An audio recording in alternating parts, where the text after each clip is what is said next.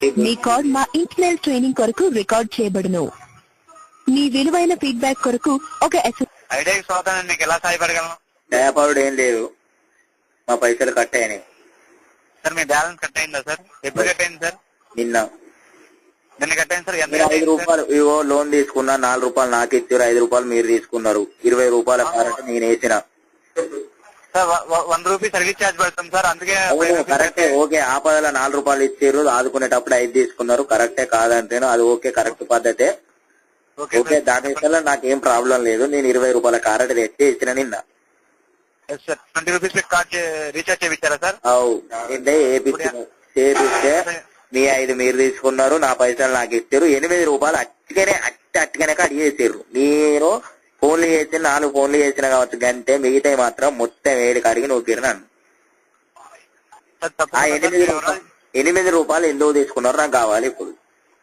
Sir క్షమించాలి sir మీకు కలిగిన అసౌకర్యానికి. తప్పకుండా మీ వివరాలు తెలియజేయండి. నా పైసలు నాకు సేవించుడు ఏంది ఉన్నాయి, నువ్వు నాదా నేనా నీదా? నా పైసలు మీరు సరిపోతుంది సార్. మీరు సర్వీస్ యాక్టివేషన్ లో ఉన్నారు సార్.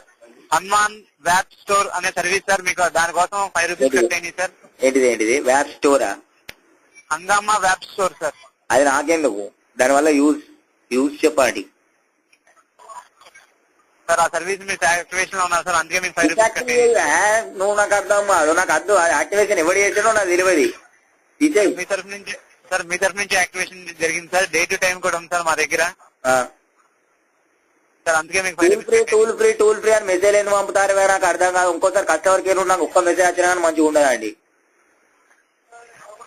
నాకు అవసరం మెసేజ్ ఎందుకు పంపుతారు? మరి మెసేజ్ పంపుతా యాక్టివేషన్ చేసుకున్నారు అంటారు, మెసేజ్ పంపుతారు, మరి ఇవన్నీ ఎందుకు పంపుతారు నాకు? ఏ పని చేసుకోకుండా ఊకే ఎస్ఎంఎస్లు వస్తే లవర్ పంపింది అనుకో అన్న, పిల్లం పంపింది అనుకో అన్న, ఊరోడు పంపింది అనుకో అన్న, ఇంట్లో పంపింది అనుకో అన్న, నువ్వు పంపినావు అనుకో అన్న. మెసేజ్ పంపకు నువ్వు, అవసరం లేదు. ఇంకోసారి కస్టమర్ కేర్ నుండి మెసేజ్ రావద్దు. క్షమించాలి సార్ మీకు కలిగిన అసౌకర్యానికి. తప్పకుండా సార్ మీకు డియాక్టివేట్ చేస్తాం సార్ ఈ సర్వీస్ ని. ఇంకోసారి కస్టమర్ కేర్ మెసేజ్ వస్తే మాత్రం ఇంకోసారి మంచిగా ఉండదండి సార్. ఎలా కొత్తగా లంజే సార్ డియాక్టివేట్ చేసేయమంటారు సార్ ఈ సర్వీస్ ని? కాదు, నువ్వు కొత్తగా ఏరినా ఇలా కొత్తగా సార్ పాతే సార్.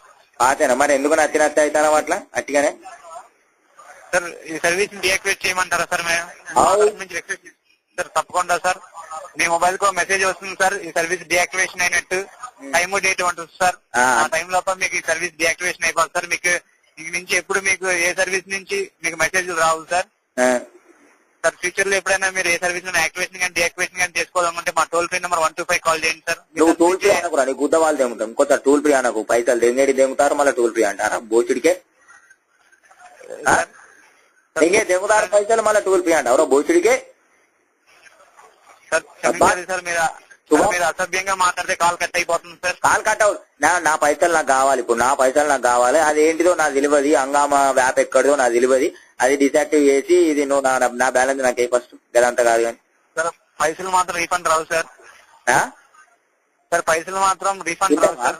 దేముడా అంటే దేముతారా మంచిగా పైసలు ఏముంటా రీఛార్జ్. నేను ఎప్పుడు బ్యాలెన్స్ చేయించుకుంటాను చూస్తారా మీరు? నాకు అర్థం కాదు. ఏతుడే ఆలస్యం నూకుతారు నన్ను. నేను అసలే ఏంటి ఆలస్యం నూకుడే ఆలస్యం. నేను మందిని గీరితే మీరు నన్ను గీరుడు ఏందిరా? నాకు అర్థం కాదు. బోచుడి సార్ తప్పకుండా సార్. తప్పకుండా నచ్చినట్టు పెడితే ఏంటిదిరా తప్పేది? బోచుడికే తప్పేదేంటిదిరా? మరి